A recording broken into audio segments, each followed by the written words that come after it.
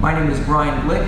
Today we're looking at a specialized grip from the closed guard, the figure 4 bicep, that's going to allow us to take our partners back with ease, hopefully. All right, so let's see, we're in the closed guard here.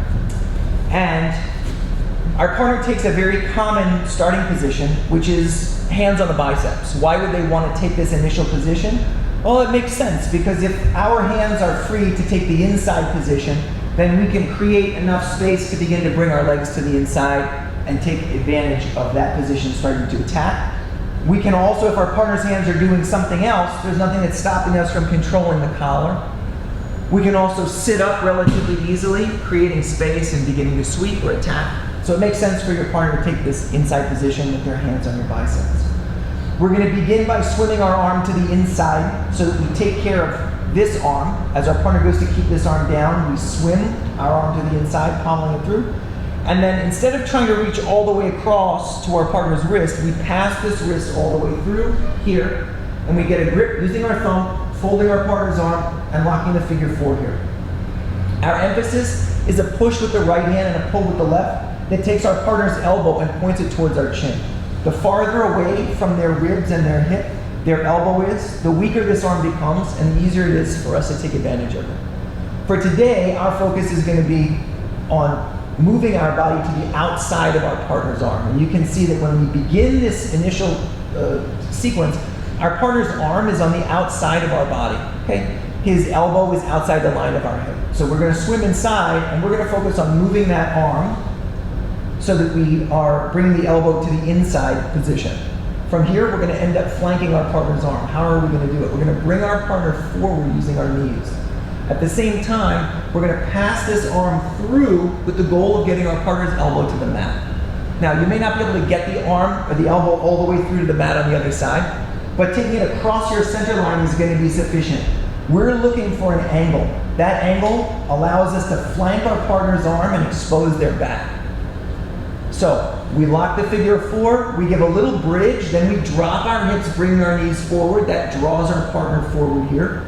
Our second hand, once this happens, releases, and we reach to take a strong lat grip. Okay? Ideally, after our grip here, we move our hips slightly out and we relock so that we have the side scissor position with our legs locking around our partner's hip rather than square behind our partner near their tailbone. So we create this angle and we pass the left arm through. Now from here, the key battle is the battle for head height. If our partner brings their head up, it's very difficult for us to make our way to the back. So in order to manage that, we continue to scoot our hips out to the side, then we release our partner's right arm and we bring our head away so that we can prop up on our right elbow. With your head now above your partner's head, you have a distinct advantage and a much better chance of getting to your partner's back. Your right hand is going to post, so we move in stages. We begin first on the elbow, then we move to the hand. Once our hand is on the mat, our head is much higher than our partner's head. We can unlock the guard here, and we do so focusing on the pull with the left arm. If your left arm is weak, your partner will slip their right arm out, and you end up in a position. It's not terrible, but it's certainly not what we wanted. We lose that flank on the arm.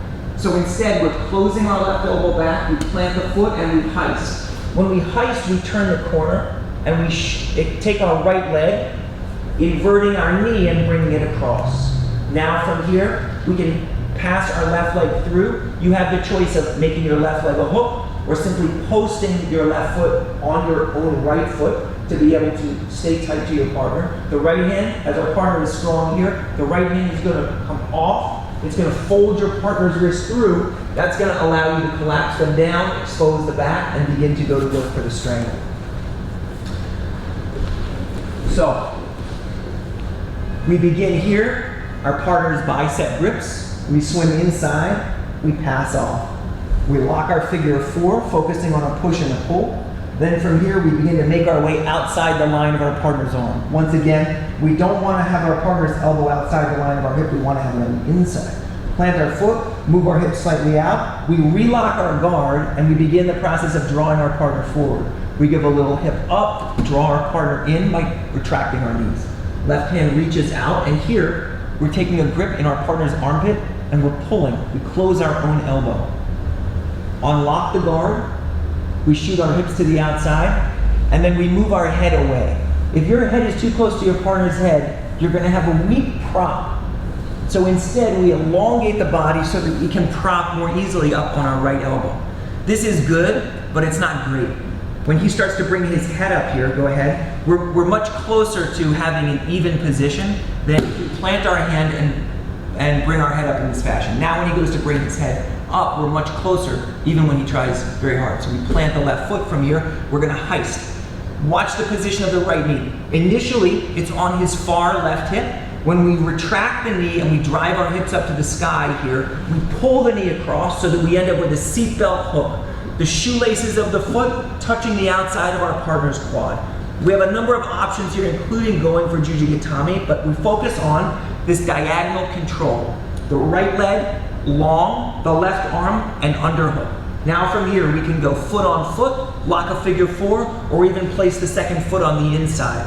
We work now to break our partner down. When they have the strong right elbow, looking to keep themselves upright, we take our right hand, catch our partner's wrist, and simply fold it in. We bring our head forward, collapse our partner down, and now from here, we're in a position where we can go to attack. So we'll look at it one more time.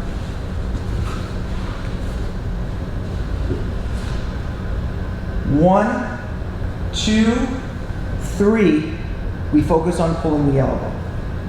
We move the hips out. We draw our partner forward, hips up and through. Notice that our feet are locked on the far hip. We pivot our body out to the side and prop. We're here on our right elbow. Now we've got to continue to get our head high. We plant the hand, head rises up. Our head is clearly above our partner's head. That's a signal for us to continue to move forward. If at any time we feel like our partner's head is rising above our head, we'll focus on moving our body out and continuing to rise before we try to take the back.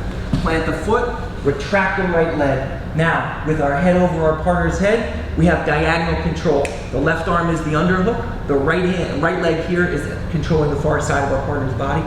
We have the option of going foot to foot, locking a figure four, or placing the hook on the inside before we break our partner down. Even if they come up to their hand here, we still have the ability to control, bring our body forward, drop our partner down into a very good attacking position on our partner's back.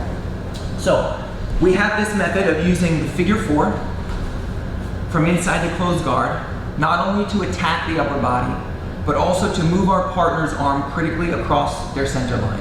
And the idea of flanking an arm, or moving our partner's arm across their center line and moving ourselves to the outside, is a key to being able to take the back, to creating back exposure, and then to be able to get up off of your own back when you're down in the closed guard and make your way forward and upward.